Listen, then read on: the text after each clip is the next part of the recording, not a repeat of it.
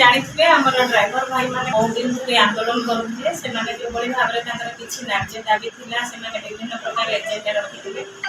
ଆଉ ଯେତେବେଳେ ରାଜରାସ୍ତାକୁ ଓହ୍ଲାଇଥିଲେ ସେମାନଙ୍କୁ ଆମେ ଆଶ୍ୱାସନା ଦେଇଥିଲୁ, କାହିଁକିନା ମାନ୍ୟବର ମୁଖ୍ୟମନ୍ତ୍ରୀ ହେଉଛନ୍ତି ଏଭଳି ବ୍ୟକ୍ତିତ୍ୱ ଯିଏକି ସବୁ ବର୍ଗର ଲୋକମାନଙ୍କ ଲାଗି ସବୁବେଳେ ଚିନ୍ତା କରିଥାନ୍ତି। ଆଜି ଆମର ଡ୍ରାଇଭର ଭାଇମାନଙ୍କର ଆପଣ କିଛି ଗତ ଦିନରେ ଆପଣ ଦେଖିଥିବେ ଯେ ସେମାନେ ଯାହା ପାଇଁ ଲଢ଼ୁଥିଲେ, ଯେମିତି ଆପଣ ଜାଣିଛନ୍ତି ପରିବହନ ବ୍ୟବସ୍ଥାରେ ଡ୍ରାଇଭର ଭାଇମାନଙ୍କର ମୁଖ୍ୟ କାମ ହେଉଛି ଗୋଟିଏ ସ୍ଥାନରୁ ଅନ୍ୟ ସ୍ଥାନକୁ ଯାତ୍ରୀ ହେଉ କିମ୍ବା ପରିବହନ ବ୍ୟବସ୍ଥାରେ ବିଭିନ୍ନ ଜିନିଷପତ୍ରକୁ ନେବା ଆଣିବା କରିଥାନ୍ତି।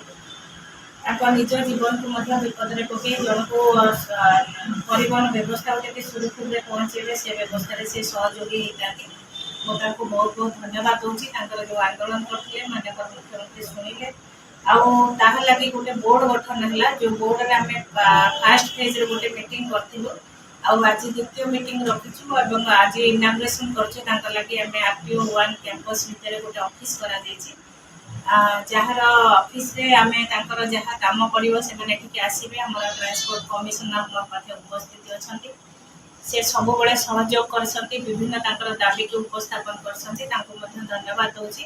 ଆଉ ଆଶା ରଖୁଛି ସେମାନେ ଯେତେବେଳେ କିଛି ଦିନ ତଳେ ଆପଣ ଦେଖିଥିବେ ଯେ ଆମେ 3 ଜଣଙ୍କୁ ସେମାନେ ଯେଉଁ ଡିମାଣ୍ଡ କରିଥିଲେ ଯେ ଡେଥ୍ କ୍ଲେମ୍ ହେଉ, ନର୍ମାଲ ଡେଥ୍ ହେଉ କିମ୍ବା ଆକ୍ସିଡେଣ୍ଟାଲ ଡେଥ୍ ହେଉ, ଯେଉଁଥିରେ କି ଆମେ ସେମାନଙ୍କୁ ସରକାରଙ୍କର ସହାୟତା ଦିଆଯାଇଥିଲା।